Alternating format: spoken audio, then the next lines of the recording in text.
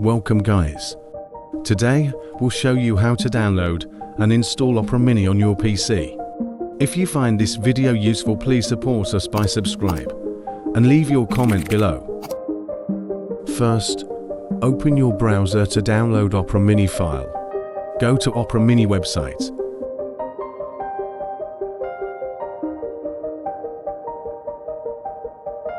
Then click this button to download. When your download is finished, open the file and install it. Double-click on File. Then click Accept. Just wait until the process is finished. You can use this browser as your secondary if you have another. Once complete, the basic settings will appear. You can skip this step by click later on the left bottom, but I choose Next until the setup is ready. This setup is basic and you can change it later. Done.